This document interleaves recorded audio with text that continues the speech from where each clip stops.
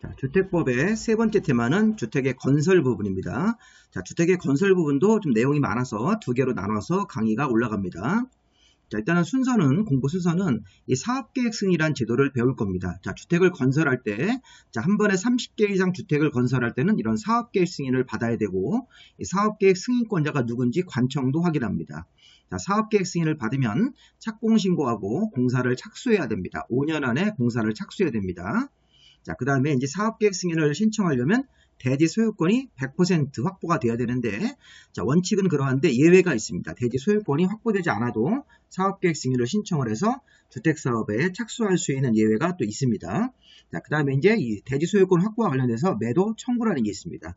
자, 매도 청구, 당신 땅과 당신 건물을 나한테 팔아라 이런 식으로 해서 이 사업주체가 매도 청구권이라는 걸 행사할 수가 있습니다. 자, 그 다음에 이제 공구별 승인, 감리, 사용검사 요거 마무리하시고 작년도에 시험 문제 나왔던 거 장수명 주택하고 공동주택 성능 등급 표시 뭐 이런 것들을 좀 한번 보겠습니다. 자, 일단 우리가 이제 이 그림이 이제 우리 앞에서도 몇 번 봤으니까 이제 익숙하실 건데, 자, 우리 주택법상 사업주체는 등록사업자하고 비등록사업자가 있죠. 자, 국토부 장관에게 등록을 하고 연간 20개 이상 주택 건설 사업을 하거나 연간 대지를 10,000제곱미터 이상 조성하는 사람들은 국토교통부 장관한테 등록을 해야 된다. 그래서 등록한 사람들이 이제 일반 민간 건설업자들인데, 여기 비등록 사업자는 여기 1번, 2번, 3번, 4번은 자, 등록하지 않고도 주택사업이 가능합니다. 이렇게. 일단 등록할 때는 연간 20개, 연간 대지를 10,000제곱미터 이상 조성할 때 등록해야 되는 대상이 되는데요. 지금 우리가 배우는 거는 이 사업계획 승인을 배우는 겁니다. 자, 우리가 사업계획 승인은 연간이란 말은 빠지고 한 번에 30개 이상의 주택사업을 하거나 한 번에 대지를 10,000제곱미터 이상 조성하는 사람들이 이 사업계획 승인을 받는 겁니다. 자, 우리는 이제 사업계획 승인은 한 번에 주택을 30개 이상, 한 번에 대지를 10,000제곱미터 이상 조성을 할 때 사업계획 승인을 받기 때문에 이런 것도 생각을 해보셔야 돼요. 자, 그러면 한 번에 29개 이하로 주택사업을 할 때는 이 사업계획 승인이 아니라 건축 허가가 되는 것입니다. 여기 사업계획 승인은 30개 이상 주택사업하거나 대지를 10,000제곱미터 이상 조성을 할 때 이 사업계획 승인이라는 설계도를 준비해서 이 사업계획 승인을 받아야 되고, 요 리모델링도 리모델링 주택조합이 설립인가를 받고 설립이 돼서 리모델링 사업으로 기존 주택을 고치면서 29개 이하로 주택을 추가로 건설할 때는 리모델링 허가, 30개 이상 주택을 추가로 건설할 때는 리모델링 주택조합이 리모델링 사업을 하면서 30개 이상 주택을 추가적으로 건설하면 그러면 여기 사업계획 승인을 받아야 되는 경우도 있습니다. 리모델링 주택조합이. 여기가 중요한 건 뭐냐면, 자, 등록은 연간 20개 이상 주택, 자, 연간 10,000제곱미터 이상 대지공사업을 할 때 이 사업주체로서 등록을 먼저 해야 되고, 자, 등록을 하고 나서 그 다음에 이 사업계획 승인으로 가는 겁니다. 또 비등록 사업자도 사업계획 승인으로 가야 되는데, 이 사업계획 승인이라는 설계도 심사를 받을 때는 자, 연간이란 말은 빠지고 한 번에 한 장소에서 자, 한 번에 사업하는 물량이 30개 이상 주택 사업을 하고 또 한 번에 대지를 10,000제곱미터 이상 조성을 할 때는 이 사업계획 승인을 받는다. 리모델링 주택조합이 리모델링 사업을 하면서 기존 주택을 고치면서 추가적으로 29개 이하로 주택을 더 건설할 때는 리모델링 허가. 자, 리모델링 주택조합이 리모델링 사업을 하면서 30개 이상 추가로 건설 사업 같은 거 할 때는 리모델링 주택조합도 사업계획 승인으로 가야 됩니다. 여기 지역 직장조합은 무조건 사업계획 승인으로 가는 거고요. 자, 참고로 우리가 29개 이하로 주택사업을 할 때는 이 사업계획 승인이 아니라 건축허가로 가서 주택사업을 하도록 되어 있습니다. 그런 것들도 한번 생각을 해보시고요. 자, 사업계획 승인 받으면 착공신고하고 5년 안에 공사를 착수해야 되고, 공사가 완공되면 사용검사라는 걸 받고 이 완공된 주택을 사용할 수가 있습니다. 자, 그럼 여기 사업계획 승인권자하고 사업계획 승인에 대한 내용들을 다시 한번 보도록 하겠습니다. 자, 일단은 다음에 주택사업을 시행하려는 자, 또 대지를 10,000제곱미터 이상을 조성하려는 사람들은 주택이나 부대 복리시설의 배치도, 대지에 대한 설계도 같은 서류를 첨부해서 사업계획 승인권자한테 사업계획 승인을 신청해야 된다. 자, 다음에 주택사업은 우리 앞에서 본 겁니다. 단독주택을 30호 이상으로 건설하거나 공동주택을 30세대 이상으로 건설할 때, 리모델링 사업할 때도 증가하는 세대수가 30세대 이상이 포함이 되면 이 사업계획 승인을 받는 거고, 29개 이하로만 증가하면 리모델링 허가 절차로 가는 겁니다. 설계도 심사를 받을 때. 원칙적으로 이제 단독주택이나 공동주택을 이렇게 공동주택은 세대고 단독주택은 이제 호인데 합쳐서 30개 이상 주택 사업을 할 때는 사업계획 승인을 받는 것이 원칙이다. 이렇게 해석하시면 되겠죠. 자, 근데 이제 지금 이 사업계획 승인이 단독주택인데 이제 50호 이상으로 바뀌는 게 있습니다. 자, 이거 분홍색은 사업계획 승인이 이렇게 돼 있어요. 이 한옥을 짓는 경우하고 공공사업으로 조성된 용지에다가 개별 필지를 구분하지 않고 단독주택을 지을 때는 50호 이상부터 사업계획 승인이고 49개 이하부터는 건축허가가 되는 것입니다. 자, 우리 항상 건축허가보다는 사업계획 승인이 좀 더 까다로운 절차입니다. 자, 그런 식으로 생각하시면서 주택부에서는 원칙적으로 단독주택 30호 이상부터 건설하는 업자들이 설계도를 준비해서 사업계획 승인을 받는 건데 여기 기업부하고 니은문 같은 경우는 50호 이상으로 사업계획 승인 대상이 바뀝니다. 공공사업으로 조성된 용지를 개별 필지로 구분하지 않고 단독주택을 건설하는 경우, 그 다음에 한옥 같은 것들이 50호 이상으로 사업계획 승인을 받는 거고, 자, 공동주택도 30세대 이상 리모델링을 하면서 증가하는 세대수가 30세대 이상이면 사업계획 승인을 받는다. 그런데 다음 어느 하나의 공동주택은 50세대 이상으로 또 바뀌는 게 있네요. 자, 우리 앞에서 도시형 생활주택 중에서 단지형 연립, 단지형 다세대 있었죠. 자, 단지형 연립이나 단지형 다세대가 세대별 전용 면적이 30제곱미터 이상이고, 그 다음에 이 단지형 연립이나 단지형 다세대 쪽에 주택단지 안에 진입도로가 나오는데 6m 이상 폭을 갖추면 이 사업계획 승인 대상이 50개 이상으로 또 바뀝니다. 이렇게. 여기 기업 가번하고 납번 요건을 모두 갖춘 단지형 연립이나 단지형 다세대는 사업계획 승인 개수가 50세대 이상으로 바뀌고, 또 주거환경 개선 사업을 스스로 보전 정비하는 방식을 취했을 때도 이 주거환경 개선 사업을 하면서 공동주택을 건설할 때도 이렇게 50세대 이상으로 사업계획 승인이 바뀝니다. 자, 우리 공부를 하면서 이런 걸 개별적으로 다 외우기는 힘드니까 흐름을 잘 기억하셔야 돼요. 공법이라는 게 흐름이 있기 때문에 이 흐름을 먼저 파악을 하시고 조금 더 두 번째 복습하실 때, 세 번째 복습하실 때 이런 것들을 확인하시면 되겠습니다. 지금 흐름이, 자, 공동주택도 30세대 이상부터가 사업계획 승인을 받는 것이고, 리모델링을 하면서 증가하는 세대수가 30세대 이상이면 사업계획 승인을 받는다. 자, 다만, 자, 공동주택 중에 50세대 이상으로 사업계획 승인이 바뀌는 경우가 있다. 단지형 연립이나 단지형 다세대가 가번과 납번 요건을 모두 갖췄을 때, 또 주거환경 개선 사업을 스스로 보전, 정비, 개량하는 방식을 취하면서 공동주택을 건설할 때도 사업계획 승인 개수가 50세대 이상으로 바뀝니다. 자, 그 다음 우리 사업계획 승인 받은 것을 변경할 때도 변경 승인입니다. 자, 근데 다음에 경미한 사항을 변경할 때는 변경 승인을 받지 아니한다. 자, 최근에 이 부분이 시험 문제가 자꾸 나오고 있습니다. 이거 조금 우리 어려운 부분인데 심화 내용도 좀 잘 보실 필요가 있겠습니다. 자, 이 부분이 지금 보시면요. 경미한 사항을 변경할 때는 변경 승인을 받지 않는다. 자, 이 노란색으로 써 있는 것들이 경미한 변경입니다. 이 경미한 변경이 여기 8번까지 있는데 이 노란색에 써 있는 것들을 잘 보십시오. 그러면 경미한 변경 사항으로 변경, 자, 여기 변경 같은 거 승인 안 받고도 변경 처리할 수 있다는 것입니다. 자, 특히 1번과 2번과 3번은 요 사업주체가 공공주체일 때만 적용을 합니다.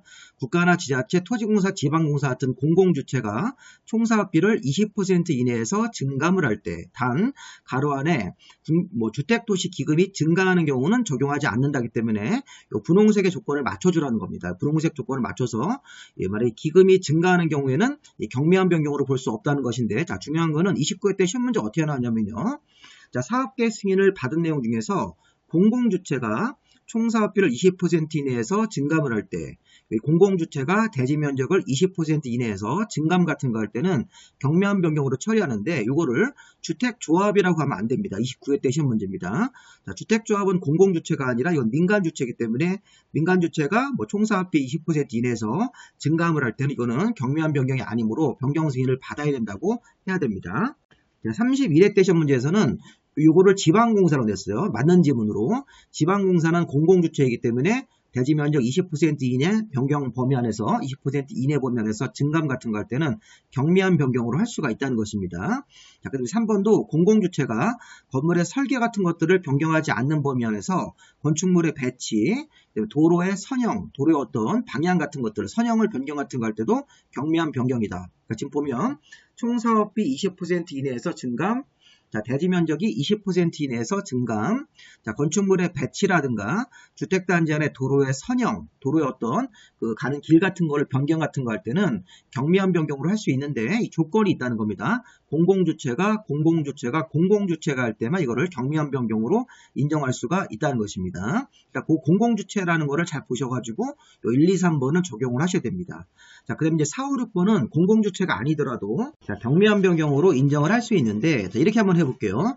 자, 부대이설, 복리이설을 변경한다. 자, 그 다음에 5번 같은 경우는 건축물의 내부 구조, 자, 건축물의 내부 구조, 위치라든가 면적을 변경 같은 거 할 때, 그 다음에 내장 재료라든가 외장 재료의 변경, 그 다음에 사업계획 승인을 받을 때 어떤 조건 같은 것들을 부여받고 이 조건을 이행함에 따라서 변경 같은 거 할 때는 경미한 변경으로 인정할 수가 있는데요. 자, 7번이 이 작년도 시험 문제였습니다. 7번이 뭐냐면 사업계획 승인을 받을 때 어떤 조건이 부과돼 가지고 조건을 이행하기에 따라서 변경을 한다. 자, 그런데 다만 이게 공공설의 설치 계획이 변경이 필요한 경우이다. 이렇게 나오면 이거는 경미한 변경에서 제외한다는 것입니다. 요거 갖다가 작년도 시험 문제에서 냈어도 틀린 질문으로 냈었죠. 이렇게 보시면 공공설의 설치 계획이 변경이 필요하면서 사업계획 승인을 받을 때 얻은 조건을 부과되는 사항을 이행함에 따라서 변경하는 경우는 경미한 변경으로 할 수 있다. 이렇게 내면 수험생들이 거의 풀기가 어렵습니다. 이게 완전 심한 문제입니다. 그래서 여기 지금 분홍색 조건 같은 걸 맞추셔야 됩니다. 자, 공공설의 설치 계획이 변경이 필요할 때는 중요한 변경으로 보고 공공설의 설치 계획 변경이 필요 없으면서 사업계획 승인을 받을 때 부과된 조건 같은 것들을 이행하는 변경일 때는 경미한 변경으로 할 수 있다는 것입니다. 4번도 보세요. 건축물이 아닌 부대나 복리시설 같은 것들의 설치 기준의 변경인데 이때도 건축 설비의 위치 변경은 제외하기 때문에 시험 문제에서 만약에 자, 건축물이 아닌 부대시설 중에서 건축 설비 같은 것들을 위치를 변경한다 그럴 때는 경미한 변경이라고 될 수가 없습니다. 잘 생각을 해보셔야 됩니다. 이거는 제외한다고 했으니까. 네, 건축물의 내부 구조, 위치나 면적 변경할 때도 경미한 변경인데 이때도 세대수가 변경되지 않아야 되죠. 세대수가 변경이 되면 건축물의 내부 구조라든가 뭐 위치 변경 같은 거 할 때 경미한 변경으로 볼 수가 없다는 것입니다. 자, 내장 재료, 외장 재료 같은 거 변경할 때도 경미한 변경으로 보고 그 다음에 사업계획 승인을 얻을 때 부과된 조건을 이행하는 변경도 경미한 변경인데 이때 공공설의 설치계획 변경이 필요한 경우는 제외이기 때문에 그때는 경미한 변경으로 볼 수가 없으니까 이 분홍색 조건에 걸려버리면 경미한 변경으로 볼 수가 없다. 이런 식으로 해서 이거를 한 번씩 읽어보시기 바랍니다. 자, 다음. 자, 우리 앞에서 다시 한번 보세요. 자, 사업계획 승인을 받은 것을 변경할 때도 변경 승인을 받아야 되는데 다음에 경미한 사항 변경은 변경 승인을 받지 않는다. 특히 1번, 2번, 3번은 공공주체만 적용되기 때문에 공공주체가 총사업비를 20% 이내에서 증감시킬 때 자, 공공주체가 대지면적 20% 이내에서 증감할 때 공공주체가 건물의 설계나 용도별 위치를 변경하지 않으면서 건축물의 배치를 조정한다든가 도로의 선형 같은 것들을 변경할 때는 도로의 어떤 방향 같은 걸 바꾸고 도로의 어떤 선형이라는 게 도로의 방향 같은 겁니다. 도로가 가는 방향 같은 걸 바꾸거나 건물의 배치 같은 것들의 이런 형태의 변경은 경미한 변경으로 볼 수 있는데 다만 이 공공주체가 건축물의 설계를 변경을 하면 경미한 변경으로 볼 수가 없다는 것입니다. 자, 4번도 건축물이 아닌 부대나 복리시설의 설치 기준을 변경하는 것도 경미한 변경이다. 다만 부대시설 중 건축 설비의 변경 같은 건축 설비의 위치 변경을 할 때는 제외이기 때문에 이건 경미한 변경으로 볼 수가 없다는 것이고요. 자, 건축물의 내부 구조, 내부의 위치라든가 면적 변경도 경미한 변경이다. 이 노란색으로. 자, 그런데 자, 세대수라든가 세대당 공급 면적이 변경될 때는 경미한 변경이 될 수가 없다. 여기 아니라고 했으니까 변경하지 않는 범위 안에서 건물의 내부 구조, 위치라든가 면적을 변경할 때만 경미한 변경이 됩니다. 자, 내장 재료, 외장 재료 변경도 기존 재료나 기존 재료와 품질이 같거나 그 이상인 경우로 한정해서 이렇게 경미한 변경을 인정할 수 있는 것이죠. 7번 사업계획 승인을 받을 때 부과된 조건을 이행함에 따라서 변경할 때는 경미한 변경이다. 다만 이 경우라도 공공설의 설치 계획이 변경될 때는 경미한 변경이 아니고 중요한 변경으로 봐야 됩니다. 자, 이런 거는 이제 강의하는 저도 굉장히 힘듭니다. 이 부분. 공부하시는 분들도 이거 한번 잘 느낌을 한번 받아서 경미한 변경이 아니다, 경미한 변경이다라는 걸 판단해 보시기 바랍니다. 자, 그다음에 이제 통보는 자, 사업계획 승인, 자, 사업계획을 변경 승인을 받았으면 자, 입주자 모집 공고를 하고 나서 이렇게 분양을 했다는 얘기입니다. 자, 입주자 모집 공고하고 사업계획 승인을 변경을 하면 입주 예정자들한테 그 내용을 14일 안에 통보를 해야 됩니다. 이런 것들도 35회 때 시험 문제입니다. 자, 이렇게 이제 생소한 지문들이 막 시험에 출제가 돼가지고, 이런 것들은 이제 기본서에도 없는 지문인데, 막 출제를 해가지고 굉장히 좀 어려운 점이 있었습니다. 작년도에. 작년도에 4문제가 주택법에서 아주 어려운 문제였습니다. 그래서, 자, 입주자 모집 공고 이후에 사업계획을 변경 승인 같은 걸 받았다. 그러면 입주 예정자들이 정해져 있기 때문에 이 사람들한테 14일 안에 통보를 하도록 되어 있습니다. 한번 읽어보시고요.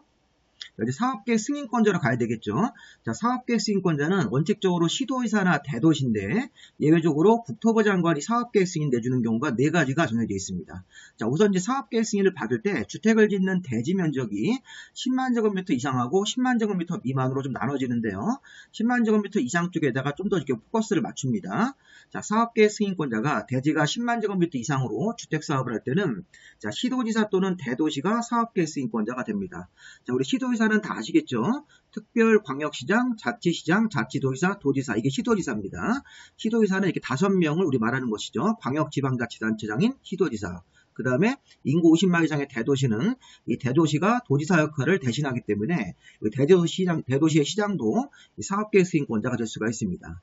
자, 우리 경기도 수원시는 인구가 100만이 넘기 때문에 자, 경기도 수원시에서는 경기도지사가 아니라 이 수원시 같은 대도시의 시장이 사업계획 승인권자가 되는 거고, 경기도 의정부시 뭐 인구가 30만 정도가 되면 그때는 이제 경기도 의정부시는 자, 우리가 의정부시장이 아니라 경기도지사가 사업계획 승인권자라고 해석할 수 있겠죠.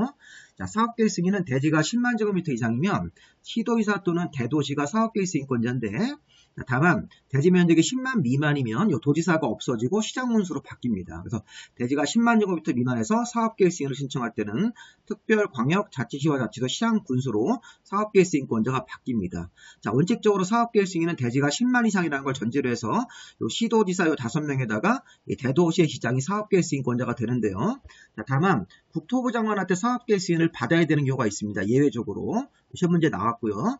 자, 국가가 사업을 할 때, 우리 국가는 뭐 군인 아파트 같은 거 지금 생각하시면 되겠습니다. 국가는 그러면 국방부 장관 이런 행정관청, 자, 국방부 장관 같은 국가행정청이 뭐 군인들을 위한 주택 사업을 하거나 이 토지주택공사가 사업할 때는 해당 지역이 어딘지 뭐 서울이든 지방이든 따지지 않고 사업계획 승인을 국토부 장관한테 받도록 되어 있습니다. 자, 그 다음에 330만 이상 대규모로 택지개발 사업을 하는 지역, 또 330만 이상 대규모로 도시개발 사업하는 지역인데 국토부 장관이 따로 정하는 지역이기 때문에 이 말 때문에 사업계획 승인을 국토부 장관한테 받으셔야 돼요. 자, 330만 이상 대규모로 택지개발 사업을 하는 지역으로서 국토부 장관이 정하는 지역들, 330만 이상 대규모로 도시개발 사업을 하는 지역인데 이 지역이 국토부 장관이 정하는 지역이기 때문에 사업계획 승인을 국토부 장관한테 받아야 되고, 자, 수도권 광역시에서 긴급하게 주택난 해소가 필요하고, 자, 지역 균형 개발을 위해서 자, 국토부 장관이 따로 정하는 지역이 있습니다. 자, 수도권 광역시에서 긴급하게 주택난 해소, 주택을 짓기 위해서 국토부 장관이 정하는 지역, 지역 균형 개발을 위해서 국토부 장관이 정하는 지역이면 그 지역이 뭐 충청도든 뭐 경상도든 자, 우리 전라도든 간에 따지지 않고 사업계획 승인을 국토부 장관이 정하는 지역이기 때문에 국토부 장관한테 받아야 되고, 자, 리을번 같은 경우는 여기 써있는 공공주체가 총지분의 50%를 초과해서 가지고 있는 이 부동산 투자회사입니다. 자, 부동산 투자회사가 민간 자본보다 공공주체의 자본이 50%를 초과하기 때문에 이거로 공공주체로 보고 이것도 사업계획 승인을 국토부 장관한테 받는 겁니다. 자, 국토부 장관한테 사업계획 승인 받는 거 4가지를 잘 기억해 두시기 바랍니다.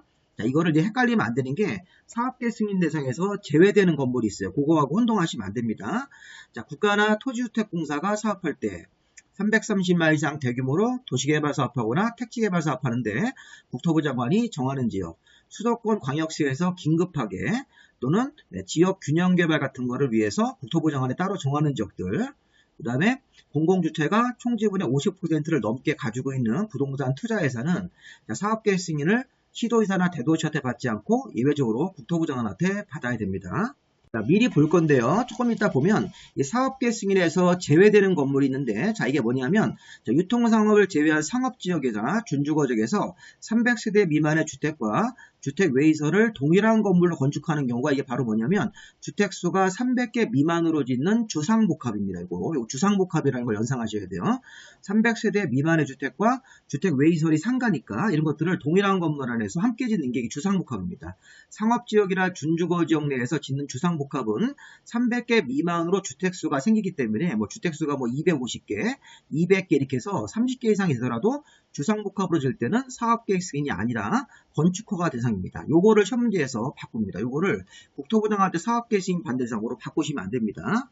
농협중앙회가 조달하는 자금으로 시행하는 농어가 주택사업도 사업계획 승인을 받는 대상에서 제외가 된다. 이거는 건축허가 대상이 되는 것입니다. 규제를 완화하는 차원에서. 자, 요 두 가지를 국토부 장관한테 사업계획 승인 받는 것이랑 혼동하시면 안 됩니다. 자, 미리 좀 보여드렸습니다. 자, 다시 원위치 하셔서, 자, 국토부 장관한테 사업계획 승인 받는 거 네 가지를 잘 기억하셨다가, 아까 좀 전에 우리 봤던 농협중앙회가 조달하는 자금으로 짓는 농어가 주택사업하고 상업지역에서 300세대 미만의 주택과 주택회의소를 동일한 건물로 짓는 것. 자, 그거는 사업계획 승인 대상에서 제외되는 것이지 국토부 장관한테 사업계획 승인을 받는 것이 아닙니다. 그래서 그거를 요 네 가지하고 좀 전에 봤던 그 두 개를 혼동하지 않게끔 문제를 정리를 해주셔야 되겠습니다.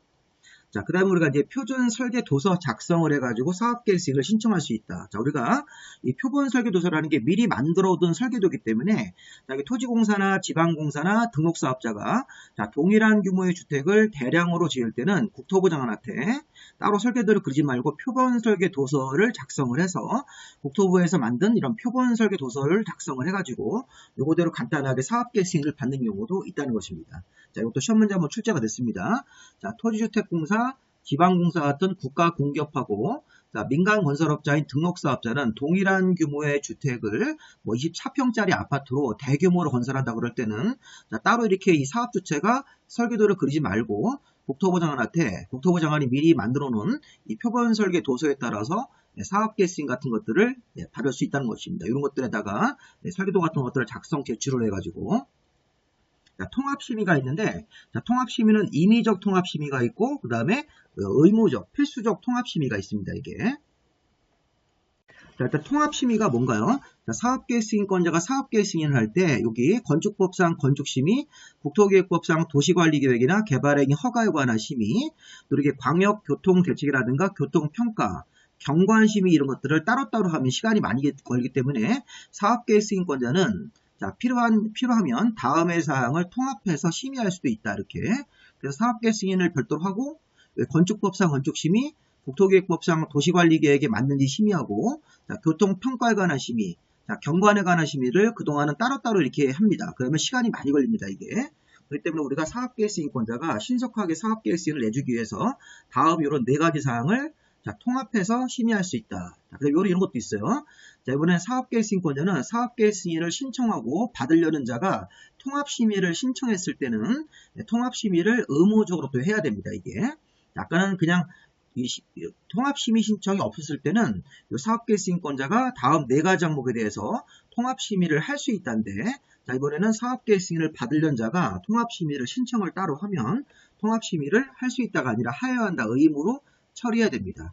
자, 다만, 자, 1호 각호의 내용이 뭡니까? 우리 금방 배웠던 거. 건축심의, 국토법상 도시관리계획에 관한 심의, 교통평가에 관한 심의, 경관심의에 관해서 통합심의가 적절하지 않다고 인정을 하면, 통합심의를 의무적으로 하더라도 이렇게 별도로 어떤 사업의 특성 같은 것들을 규모해서 통합심의가 적절하지 않다고 인정하면 일부 항목은 빼고 통합심의 할 수 있다. 이렇게 해서 읽어보시기 바랍니다. 통합심의는 원칙적으로 이렇게 할 수 있답니다. 사업계획 승인권자가 이런 네 가지를 사업계획 승인할 때 이렇게 통합해서 심의할 수 있었는데, 사업계획 승인을 신청하는 사람이 이 받으려는 자가 통합심의를 따로 이렇게 명시적으로 신청을 하면 통합심의를 하여야 한다, 이런 식으로 좀 바꿔서 처리해 주시고요. 자, 통합심의의 요청이라는 게 있는데, 자, 이번에는 사업계획 승인권자가 시군구청장인 경우도 있습니다. 그러니까 사업계획 승인권자가 시군구청장이고, 자, 여기 특광도지사인 시도지사가, 자, 아까 통합심의 네 가지에 대한 권한을 가진 경우에는 사업계획 승인권자인 시군구청장이 시도지사한테 통합심의를 요청하는 경우도 있습니다. 이렇게. 그러니까 통합심의를 신청하는 거는 여기 사업계획 승인을 받으려는 건설업자가 통합심의를 신청하면 통합심의 같은 것들을 하여하고, 자, 이번에는 사업계획 승인권자가 시장, 군수, 구청장인 경우가 있습니다. 자, 사업계획 승인권자가 시군 구청장인 경우에는 좀 전에 시도지사가 1호, 아까 좀 전에 우리 뭐 경관심의라든가 뭐 건축심의, 도시관리계획심의, 교통심의에 대한 그 권한을 시도지사가 갖고 있는 경우에는 시군구청장의 승인권자가 시도지사한테 통합심의를 요청하는 경우도 있으니까 이거 한번 참고로 한번 읽어보시고요. 자, 근데 이제 사업계 승인대상에서 제외된 거 좀 전에 우리 봤죠? 자, 유통상업을 제외한 상업지역과 준주거지역 같은 땅에서 300세대 미만이기 때문에 뭐 200개, 뭐 250개, 경우에 따라서는 뭐 150개 이런 식으로 주택화가 하고 주택 외이설인 상가를 동일한 건물에서 함께 건축하는 주상복합일 때는 300세대 미만의 주택과 주택 외이설인 상가를 주상복합으로 지을 때는 사업계 승인 대상에서 제외가 된다. 자, 이때 추가 조건. 자, 좀 주택의 연면적 비율이 전체 건물 연면적 비율의 90% 미만을 맞춰야 됩니다. 자, 이런 조건을 맞춰서 300세대 미만의 주택과 주택 외이설인 상가를 주상복합으로 상업지역과 준주거지역 내에서 지을 때는 주택수가 30개 이상 사업계 승인이 되더라도 사업계 승인 대상에서 제외해가지고 규제를 완화해서 건축허가 대상으로 처리해 주는 겁니다. 그리고 농협 중앙회가 조달하는 자금으로 건설하는 사업, 쉽게 얘기하면 농어가 주택사업도 주택수가 뭐 150개 이렇게 70개 짓더라도 사업계획 승인에서 제외가 되는 것입니다. 자, 1번 사업계획 승인에서 제외되는 거 두 가지를 아까도 얘기했지만 국토부 장관한테 사업계획 승인 받는 거랑 혼동하시면 안 됩니다. 잘 구별해서 문제를 미리 연습을 좀 해두셔야 되겠습니다. 자, 국민주택 규모 의무건설 비율은 국토부 장관이 주택 수급의 적정을 위해서 자, 우리 사업주체가 건설하는 주택수 중에서 75%, 요 주택조합이라든가 고용자한테는 100%까지를 자, 일정 75% 범위 안에서 일정 비율을 그래서 최대 75%까지 주택조합이나 고용자한테는 최대 100%까지 비율을 정해서 국민주택 규모로 주택을 건설하게 할 수 있다. 국민주택 규모는 전용면적 85제곱미터 이하죠. 세대별로. 자, 그런 식으로 해서 국토부 장관은 주택 수급의 적정을 위해서 사업주체한테 지시할 수 있습니다. 이 조항에 근거해서 자, 전체 건물 주택수의 75% 범위 안에서 또는 주택조합이라든가 고용자가 주택 사업할 때는 100% 범위 안에서 비율을 정하기 때문에 최대 75%까지 주택조합이라든가 고용자한테는 최대 100%까지 세대별로 국민주택 규모의 주택을 건설하게 할 수 있다는 것입니다. 75%하고 100%가 모두 다 시험 문제가 출제가 됐던 것들입니다. 국토부 장관은 우리 행정국토부 장관은 사업주체한테 네가 건설한 주택이 1000개인데 1000개 중에서 75%까지를 국민주택 규모로 건설을 해라 이렇게 할 수도 있고 사업주체가 주택조합이라든가 고용자일 때는 100%까지 최대 국민주택 규모로 건설하게 할 수도 있다는 것입니다. 자, 우리 다음 두 번째 착공신고와 공사 착수 기간이라는 게 있습니다. 이제 파트가 넘어갔습니다. 자, 우리 좀 전에 배웠던 게 사업계획 승인을 배운 거죠. 사업계획 승인권자가 누군지도 배웠고 관청도 배웠고 사업계획 승인은 원칙적으로 30개 이상 주택, 원칙적으로 대지를 10,000제곱미터 이상 조성하는데 이게 이제 50개 이상으로 바뀌는 것도 배웠습니다. 자, 문제는 뭐냐면 사업계획 승인을 신청을 하면 60일 기다리면 결과가 통보가 옵니다. 자, 사업계획 승인 신청을 내면 60일 안에 승인 여부를 통보하게 돼 있고 사업계획 승인 통보를 받으면 착공신고하고 5년 안에 공사를 착수해야 되고 또 착공신고를 냈을 때는 또 20일 안에 결과가 통지가 옵니다. 그리고 사업계획 승인 거라면 60일 안에 결과 통보, 착공신고했을 때는 20일 안에 착공신고 수리 여부에 대한 통지가 오도록 되어 있고 공사를 최종적으로 착수하는 것은 5년 안에 착수를 해야 됩니다. 자, 5년 안에 착수 안 하면 이 사업계획 승인을 취소할 수 있다로 처리됩니다. 자, 다시 우리가 이제 아까 파트로 오시면요. 자, 착공신고 공사 착수 기간 제목 아래 자, 사업계획 승인 통보 기간하고 공사 착수 기간 같은 게 있는데 자, 정당한 사유가 없으면 사업계획 승인 신청을 받은 날로부터 60일 안에 사업계획 승인 여부를 통보해야 된다. 이거 시험 문제에서 나왔습니다. 사업계획 승인 신청을 내면 60일 안에 사업계획 승인 신청을 받은 날로부터 60일 안에 사업계획 승인 여부를 통보하도록 되어 있습니다. 자, 착공신고 자, 공사를 착수하려면 사업계획 승인 후 공사를 이제 5년 안에 착수할 건데 공사를 착수하기 전에 공사를 착수하려는 자는 승인권자한테 착공신고서라는 걸 만들어서 또 별도의 서류를 준비해가지고 착공신고합니다. 착공신고하면 20일 안에 신고 수리 여부가 통지가 됩니다. 착공신고에 관련된 서류를 빠짐없이 제출해서 착공신고가 정상적으로 수리가 되었다는 것은 20일 안에 통지가 오도록 되어 있으니까 사업계획 승인 신청을 내면 승인을 받은 날로부터 60일 이내 사업계획 승인 여부 통보가 온 거고 착공신고서를 내면 20일 안에 신고 수리 여부 통지가 오도록 되어 있습니다. 자, 우리 공사를 착수하기 위해서 공사를 시작하려고 하는데 해당 공사하는 대지에 매도 청구 대상이 되는 토지가 있을 때는 매도에 대한 합의가 있거나 법원의 승소 판결 같은 게 있을 때만 공사를 시작할 수가 있습니다. 자, 이 조항은 좀 어려운 조항인데 제가 뒤에 설명을 한 다음에 다시 설명을 좀 추가적으로 드릴게요. 자, 지금 공사를 시작하기 위해서 만약 해당되는 주택 사업하는 대지에 매도 청구 대상이 되는 토지가 있을 때는 매도 청구에 대한 합의가 있거나 매도에 대한 합의가 있거나 법원의 승소 판결을 받아가지고 사업주체한테 이렇게 승소 판결 같은 게 나왔을 때만 기본적으로 공사를 시작할 수 있습니다. 자, 이게 매도 청구라는 게 뭔지 모르기 때문에 아직 잘 우리 모르니까 뒤에가 설명을 하고 다시 한번 좀 보겠습니다. 자, 중요한 건 아까 사업계획 승인 신청을 내면 60일 안에 승인 여부, 사업계획 승인 신청을 받은 날로부터 60일 안에 승인 여부 통보고, 그 다음에 착공신고서라는 걸 냈을 때는 20일 안에 신고 수리 여부 통지고, 공사를 착수하는 것은 사업계획 승인을 통보한 날로부터 5년 안에 공사를 착수하기 때문에 60일 기억해야 되고 20일도 기억해야 됩니다. 착공신고가 들어갔을 때는 20일 안에. 자, 공사를 착수하는 기간은 넉넉하게 5년을 줍니다. 사업계획 승인을 받은 날로부터 5년 안에 공사를 착수해라. 아까 사업계획 승인 대상은 30개 이상 주택이 원칙인데 아까 한옥 같은 거 또 공동주택 중에서 단지 연립이나 단정 다세대가 일정한 조건에 맞으면 50개 이상으로 사업계획 승인이 바뀌는 것도 있었고요. 자, 우리 공사 착수는 사업계획 승인으로부터 5년 안에 공사를 착수를 해야 됩니다. 다만 정당한 사유가 있는 경우에는 1년 범위 안에서 착수기간을 연장을 합니다. 자, 원칙적으로 우리가 사업계획 승인을 통보받고 나서 사업계획 승인으로부터 5년 안에 공사를 착수해야 되는데 공사 착수를 안 하면 이게 5년 되는 다음 달에 사업계획 승인을 취소할 수 있습니다. 자, 근데 정당한 사유가 있을 때는 1년 범위 안에서 착수기간을 연장을 해줍니다. 자, 지금 사업계획 승인 받을 때 어떤 조건 같은 걸 부여받아서 이 조건을 이행하기 위한 공사 착수의 지연. 자, 조건을, 행정관청, 승인권자가 어떤 조건을 붙여서 조건을 이행하다 보니까 이 5년 안에 공사를 착수를 못하는 경우도 있습니다. 그런 경우에는 이 조건 때문에 착수를 못하기 때문에 정당한 사유로 인정을 해줍니다.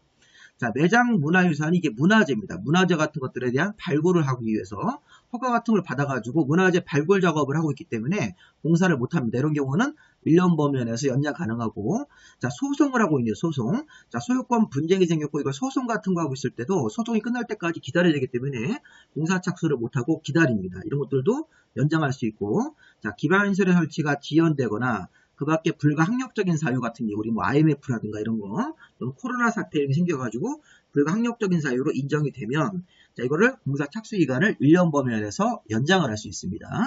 자, 근데 그리고 209 착수 기간이 뭐냐면 자, 우리가 109는 5년 안에 공사를 착수하는 것이고 최초 공구 외의 공구니까 209라든가 309, 409 이런 것들은 최초 공구 착공 신고일로부터 2년 안에 공사를 착수해야 된다.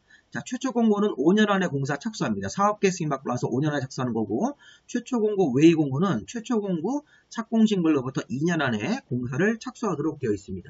자, 그러면 이 사업계획 승인의 취소하고 또 연결을 해야 되는데 자, 우리 좀 전에 앞에서 이렇게 5년 안에 공사를 착수해야 되고 정당한 사유가 있을 때는 1년 범위 안에서 연장이 되고요. 정당한 사유가 인정되지 않으면 5년 안에 공사를 착수해야 됩니다. 만약에 5년 안에 공사 착수 안 하면 사업계획 승인을 취소할 수 있고요. 또 최초 공고 외의 공고면 209입니다. 209. 자, 109, 209로 나눠서 공사를 할 때는 109 최초 착공 신고하고 나서 109에 대해서 최초로 착공 신고하고 나서 2년 안에 공사를 209 쪽으로 넘어가야 됩니다. 근데 문제는 뭐냐면 이렇게 되어 있습니다. 뒤에. 자, 사업계획 승인의 취소할 수 있다. 임의적 사유로. 다음 어느 하나의 경우에는 사업계획 승인을 취소할 수 있는데 여기 보십시오. 자, 사업계획 승인을 받은 날로부터 5년 안에 공사 착수 안 하면 사업계획 승인을 취소할 수 있다. 자, 그런데 다만 최초 공고 외의 공고로 209겠죠. 109가 최초 공고고 109가 아닌 209에 대해서 최초로 자, 109 착공 신고한 날로부터 2년 안에 공사 착수를 안 했다고 해서 이거는 사업계획 승인 취소 대상에서는 제외하겠다는 겁니다. 이건 사업계획 승인 취소가 안 된다는 겁니다. 2년 안에 공사 착수 안 했다고 그래가지고. 근데 이 내용이 뭐냐면 요거를 한번 볼까요?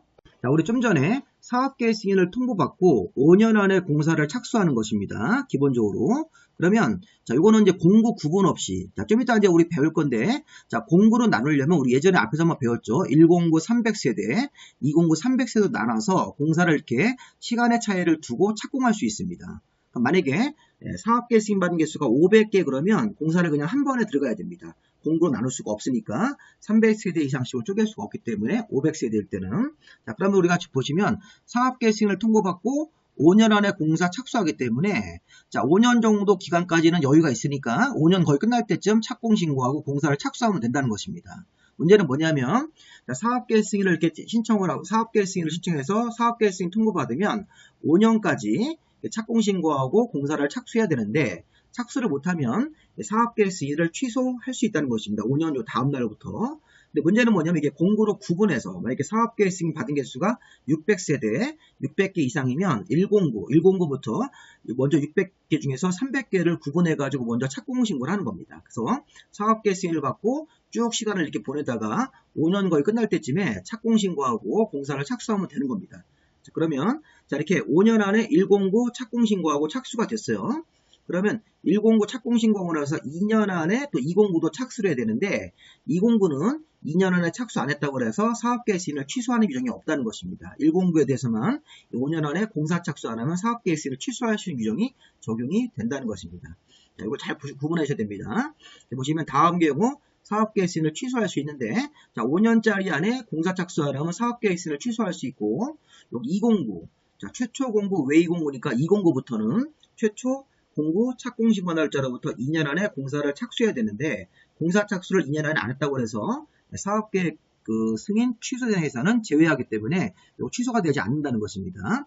자 그리고 또 정상적으로 사업 주체가 자 사업을 해야 되는데 사업 주체가 이렇게 대지 소유권을 상실하는 경우도 있습니다. 사업계획 승인을 받아놓고 착공신고 같은 거 하기 전에 경매나 공매 같은 이유로 대지 소유권을 상실하거나 사업 주체가 부도나 파산할 수도 있죠. 요즘같이 이제 부동산 경기가 어려울 때는 이 건설업자들도 많이 이제 부도나 파산을 냅니다. 자, 그런 경우에는 이 사업계획 승인이 경우에 따라서는 취소가 될 수 있는데 2번이나 3번 같은 경우는 정상화 계획 같은 것들을 제출을 받아서 여기 부도나 파산 같은 거를 면할 수 있다. 정상화 계획 같은 게 따로 있을 때는 이 사업계획 승인을 별도로 이렇게 심사해서 취소 여부를 결정하도록 되어 있습니다. 자, 이건 이제 기간의 경과행위로 사업계획 승인을 취소할 수 있고, 이건 이제 사업상 어려운 점이 있어가지고 경공매를 당하거나 부도나 파산 같은 거 났을 때는 정상화 계획 같은 것들을 제출을 받아서 별도로 심사해가지고 사업계획 승인을 취소하도록 결정하도록 되어 있습니다. 자, 그 다음에 제일 중요한 건 이겁니다. 자, 5년 안에 공사 착수 안 하면 사업계획 승인을 취소할 수 있는데 209 2년 안에 공사 착수 안 했다고 해서 2년 다음 달에 사업계획 승인을 취소하는 규정은 없다는 것입니다. 자, 이제 세 번째는 대지 소유권을 확보하고 매도 청구라는 게 있습니다. 자, 우리 사업계획 승인을 받을 때는 원칙적으로 대지 소유권이 100%가 필요한 겁니다. 자, 사업계획 승인을 받으려면 주택건설 대지 소유권을 100% 확보해야 되는데, 자, 다음은 하나 경우는 그러하지 않다. 자, 소유권이 100% 없더라도 사업계획 승인을 신청할 수 있는 예외가 있다는 것입니다. 자, 여기 보시면 기업번, 니은번, 디귿번, 뉘일번이 있는데, 자, 요 디귿번 좀 보세요. 국가나 지자체, 토지주택공사나 지방공사 같은 공공주체는 사업을 할 때 강제 수용권 이런 게 있기 때문에 대지 소유권을 100% 확보하지 않아도 사업계획 승인을 신청할 수가 있습니다.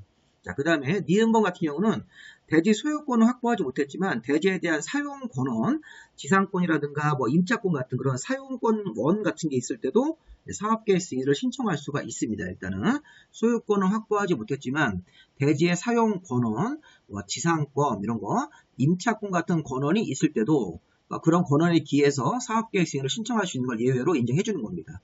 자, 원래는 대지 사업계획 승인을 받으려면 대지 소유권이 100%가 필요한 건데 소유권이 100% 없더라도 사업계획 승인을 받는 예외가 니은번, 디귿번 보시고 제일 중요한 건 기업번입니다.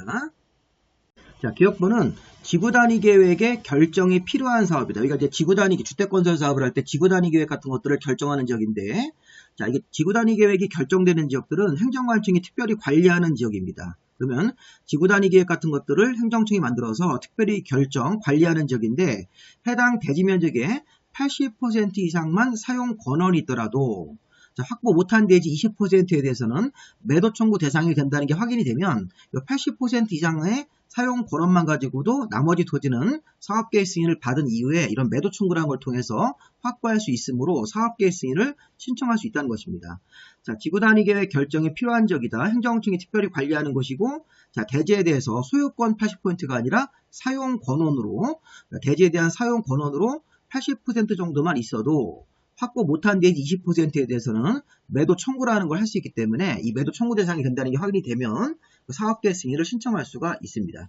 자, 문제는 뭐냐면 이 매도 청구라는 게 뭐냐? 지금 보십시오. 자, 사업계획 승인을 얻은 사업 주체가 누구냐면 이거 보세요. 좀 전에 지구단위 계획 결정이 필요하고, 자, 대지의 80% 이상 사용 권한을 가지고 나머지는 확보 못했더라도 80% 사용 권한으로 사업계획 승인 신청을 해서 사업계획 승인을 받은 사람입니다.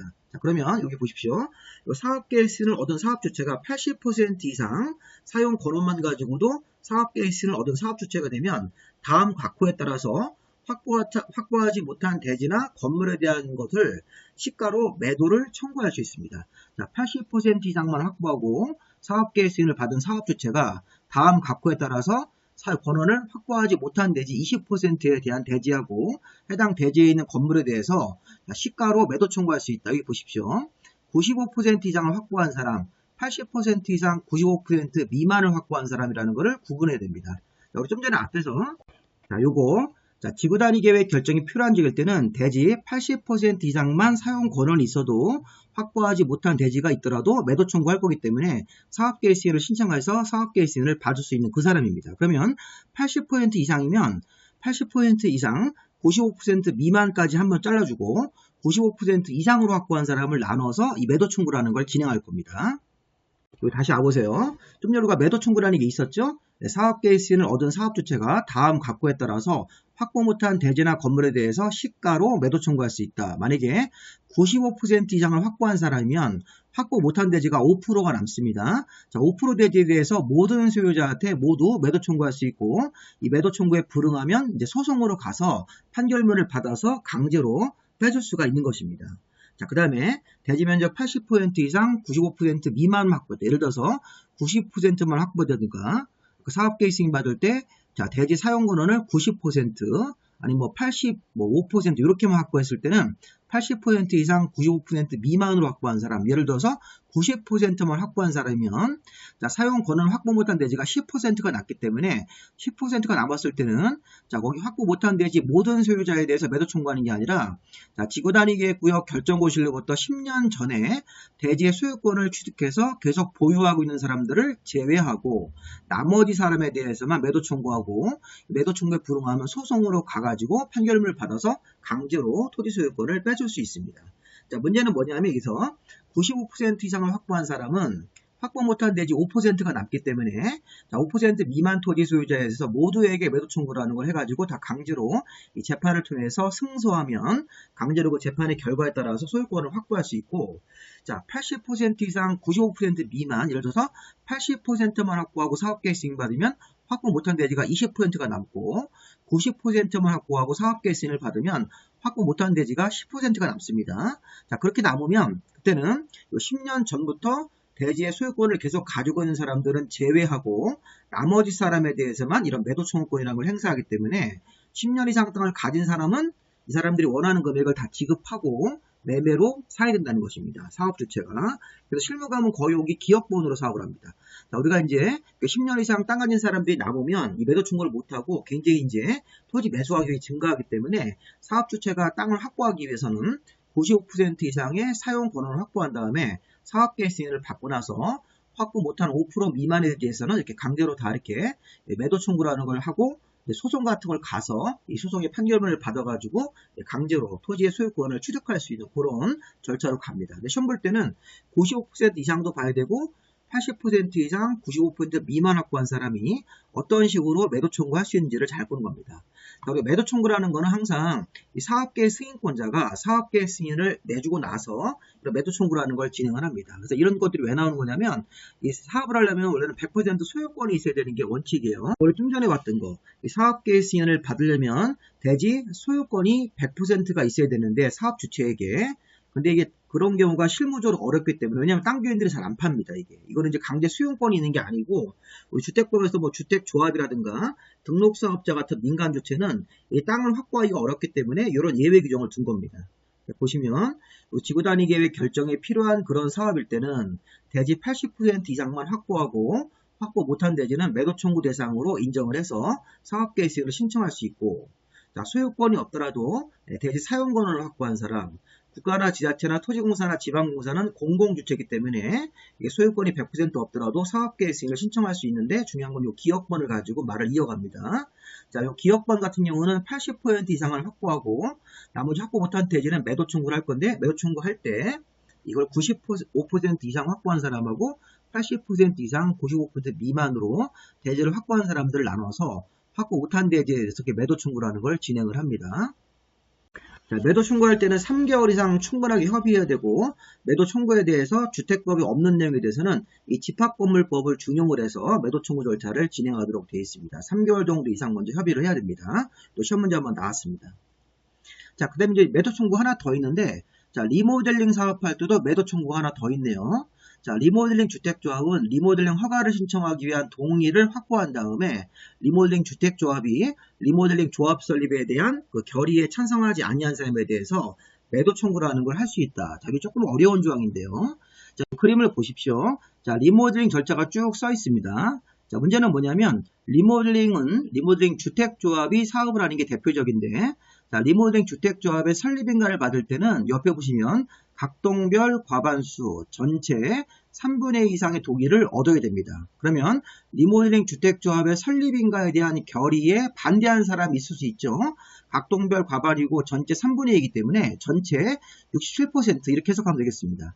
자, 3분의 2면 원래 0.666이니까 계산해보면 뭐 67%라고 반올림 쳐서, 자, 그러면 각동별 과반과 전체 3분의 2에 반대한 사람에 대해서 자, 리모델링 주택조합이 매도 청구를 하는 걸 할 수 있는데, 여기에 언제 하는 거냐면 주택조합의 설립인가를 받고 나서 그 이후에 자, 리모델링 허가를 받기 위한 동의가 한 번 더 있습니다. 각동별 50%, 전체 75%라는 동의. 자, 리모델링 허가를 받기 위한 동의까지 얻은 후에 리모델링 주택조합 설립인가에 여기에 반대한 사람에 대해서 매도 청구를 하는 걸 할 수 있다는 것입니다.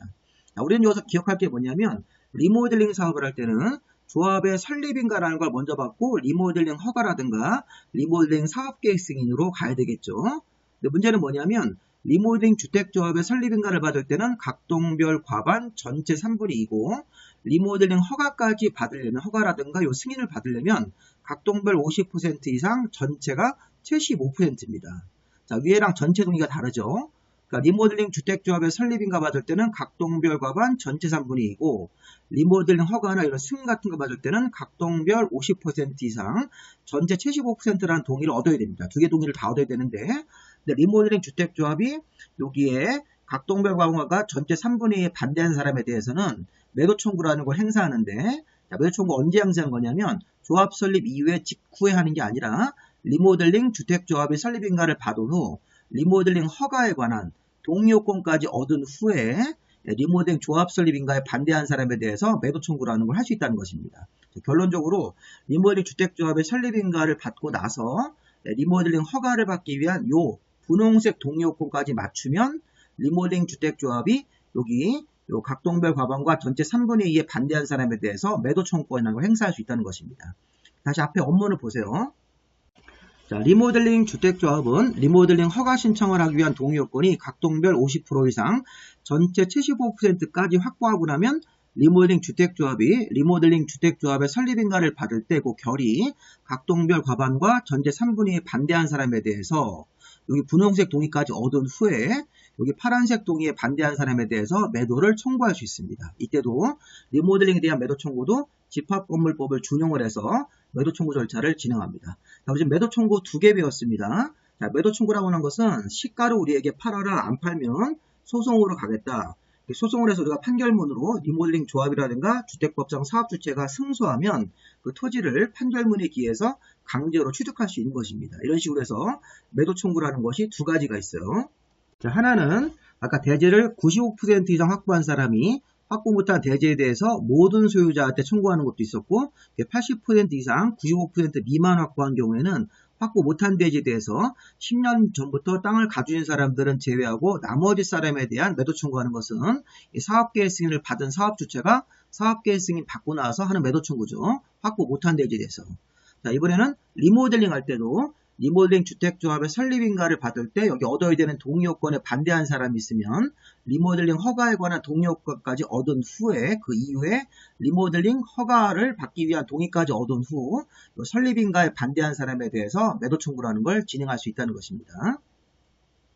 자, 그 다음에 이제 공구별 승인과 감리, 사용검사 나머지 좀 이렇게 또 세부적인 조항들을 볼 건데, 자, 우리 공구별로 사업계획 승인 같은 걸 하겠다고는 우리 공구별로 분할해서 사업계획 승인을 받아야 되는 대상이 600세대 이상이면 공구별로 분할해서 건설 공급할 수 있게. 자, 우리가 이제 앞에서 공구라는 게 뭡니까? 자, 109, 209라는 게 이제 실무 가면 아파트 같은 거 지을 때 600세대 이상으로 사업계획 승인을 받으면 109, 300세대를 먼저 분리해서 먼저 공사를 착수할 수 있습니다.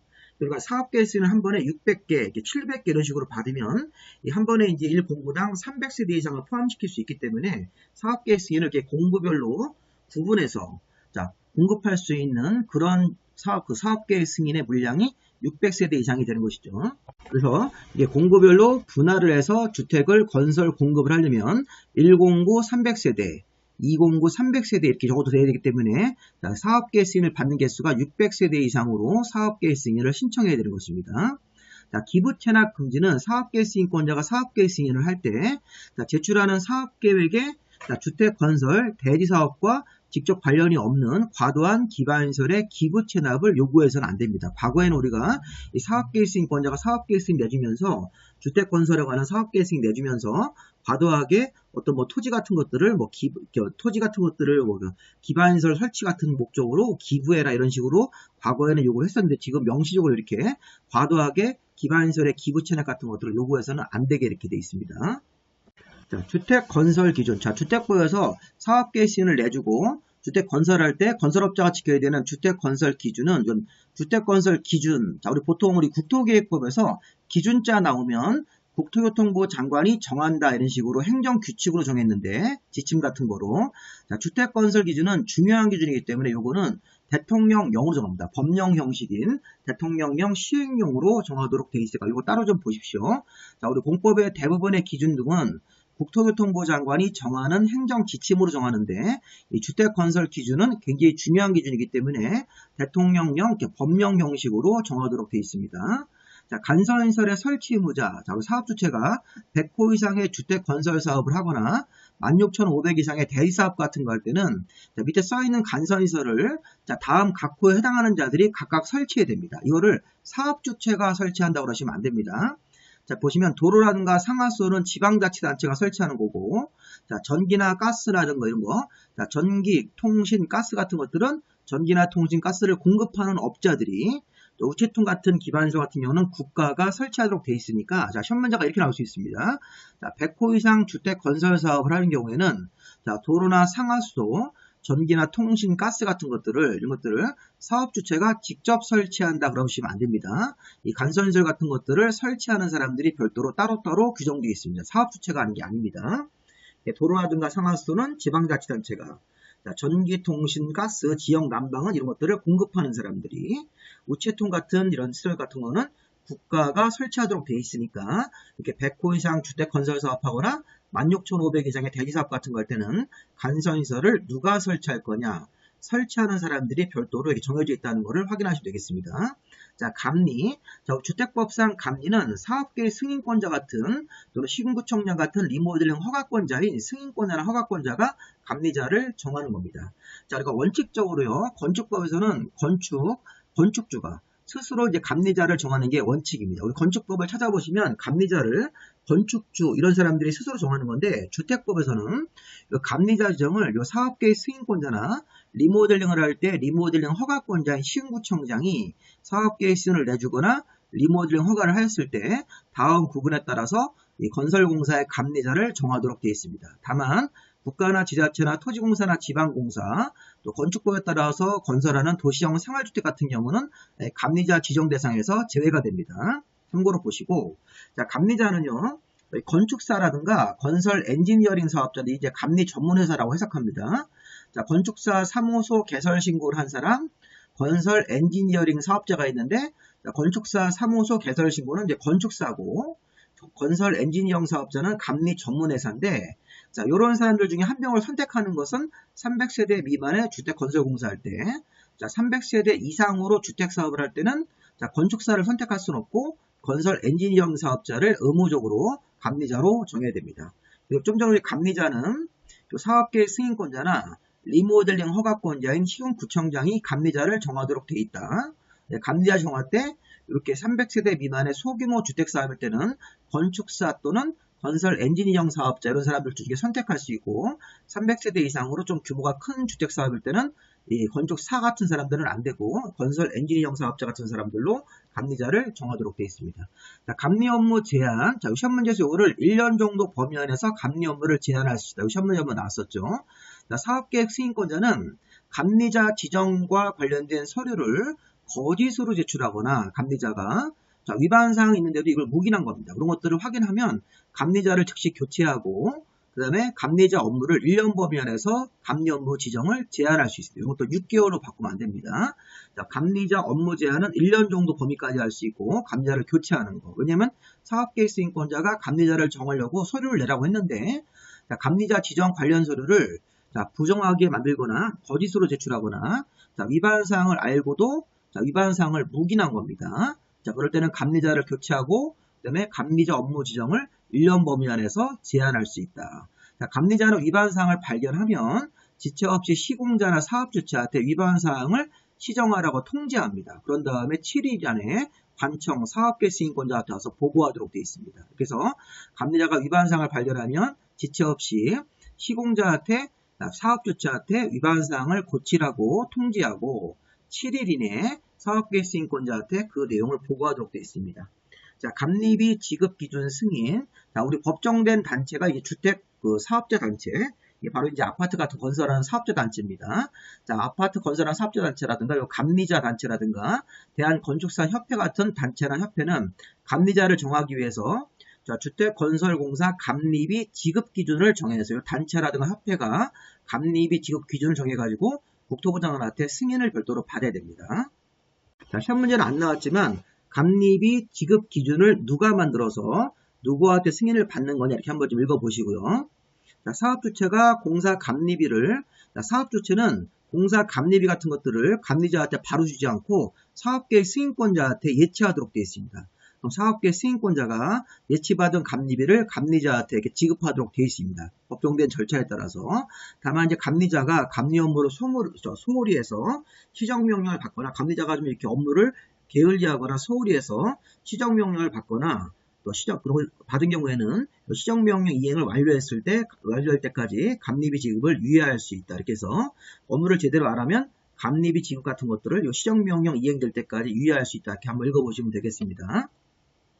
자, 사전 방문은 사업주체가 사용검사를 받기 전에 입주예정자가 그 완공된 주택에 미리 방문해서 이런 사전 점검 절차를 거치게끔 해야 됩니다. 자, 이거 의무조항인데 이 내용은 중요하기 때문에 제가 맨 뒤에 따로 좀 정리를 좀 해놨으니까 일단 사업주체가 사용검사를 받기 전에 입주예정자가 그 완공된 주택을 방문해서 미리 점검할 수 있게 의무적으로 하여야 한다. 이렇게 한번 보시기 바랍니다.